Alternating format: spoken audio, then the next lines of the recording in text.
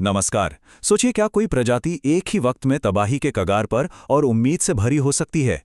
10 अक्टूबर 2025 ये वो तारीख थी जब प्रकृति संरक्षण के लिए अंतर्राष्ट्रीय संघ यानी international union for conservation of nature IUCN ने बाघों पैंथेरा टाइग्रिस पर अपनी एक रिपोर्ट जारी की।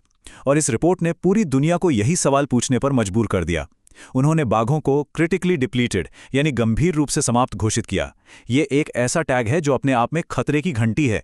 एक तरफ तबाही का एक लंबा इतिहास है, लेकिन दूसरी तरफ ये इस बात का जीता जागता सबूत है कि संरक्षण यानी कंजर्वेशन वाकई काम करता है।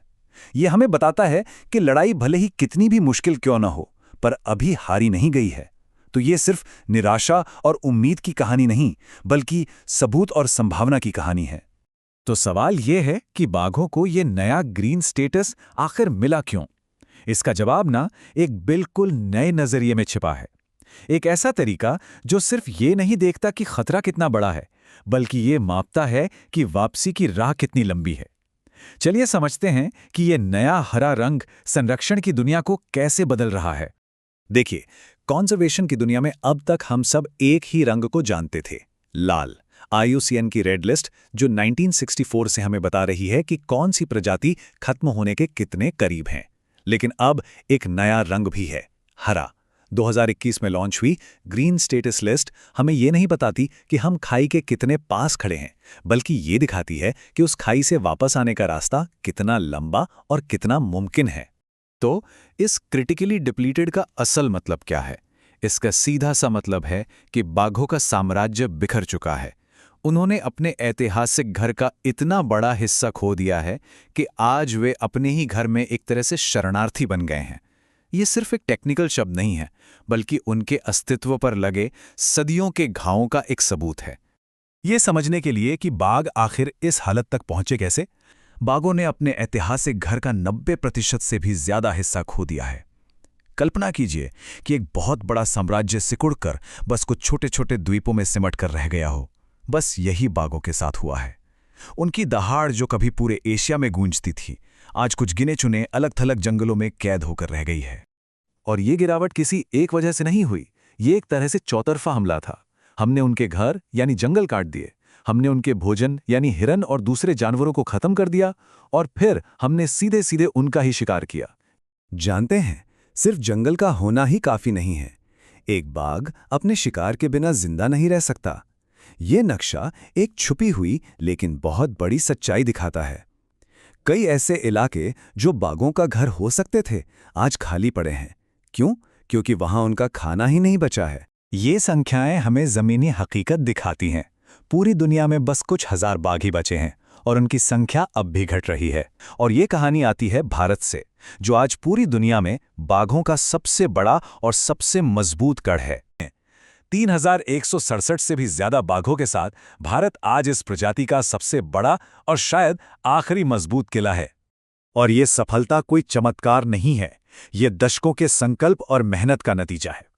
1972 के वन्य जीव संरक्षण कानून ने एक मजबूत ढाल तैयार की, और 1973 में लॉन्च हुए प्रोजेक्ट टाइगर ने उस ढाल को संरक्षण के एक शक्तिशाली हथियार में बदल दिया। आज इसे दुनिया की सबसे कामयाब कॉन्जर्वेशन पहलों में से एक माना जाता है। भारत के इन कोशिशों को अंतर्राष्ट्रीय कानून का भी साथ मिला। साइट्स यानी convention on international trade in endangered species of wild fauna and flora बाघों के लिए एक कानूनी कवच की तरह काम करता है। ये बाघ के अंगों के व्यापार पर पूरी तरह से रोक लगाकर उस अवैध बाजार की कमर तोड़ता है जो शिकारियों को बढ़ावा देता है। तो भारत की सफलता हमें दिखाती है कि क्या कुछ मुमकिन है। अब असली सवाल यह है कि इस कामयाबी को पूरे एशिया में कैसे दोहराया जाए। तो भविष्य का ब्लूप्रिंट कैसा दिखता है? ये 4 मजबूत स्तंभों पर खड़ा है जो एक साथ काम करते हैं। हमें सिर्फ शिकारियों को रोकना नहीं है, बल्कि तस्करी के पूरे नेटवर्क को खत्म करना है। हमें सिर्फ पार्क नहीं बनाने, बल्कि उन पार्कों को जोड़ने वाले सुरक्षित रास्ते यानी कॉरिडोर्स बनाने हैं। और सबसे जरूरी, हमें स्थानीय लोगों को इस लड़ाई में दुश्मन नहीं, बल्कि अपना सबसे बड़ा सहयोगी बनाना है। और यहीं पर उम्मीद की सबसे बड़ी वजह सामने आती है। अगर हम इस रास्ते पर सही से चलें, तो IUCN का अनुमान है कि आने वाले 100 सालों में दुनिया में 25,000 से ज्यादा बाघ हो सकते हैं। सोचिए, आज की आबादी का 5 गुना। ये सिर्फ रिकवरी नहीं होगी, ये एक प्रजाति का पुनर्जागरण होगा। ये इस बात का सबूत है कि भविष्य अभी लिखा नहीं गया है, उसे हम लिख सकते हैं।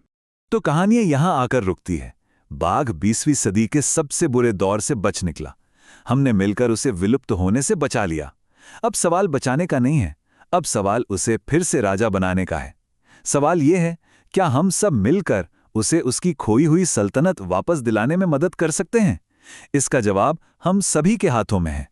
अगर ये वीडियो आपको पसंद आया हो तो लाइक जरूर करें, शेयर करें उन दोस्तों के साथ जिन्हें यूपीएससी, लॉ या जनरल नॉलेज की तैयारी करनी है। और हाँ, सब्सक्राइब करें। आप अपने सुझाव या सवाल नीचे कमेंट में लिख सकते हैं। यूपीएससी एंड कॉम्पिटिटिव एग्जाम की गाइडेंस या मेंटरशिप के लिए संपर्क करें। Our contact information is given in description. धन्यवाद। मैं हूं कृणाल ठाकुर। मिलते हैं अगले भाग में। जय हिंद।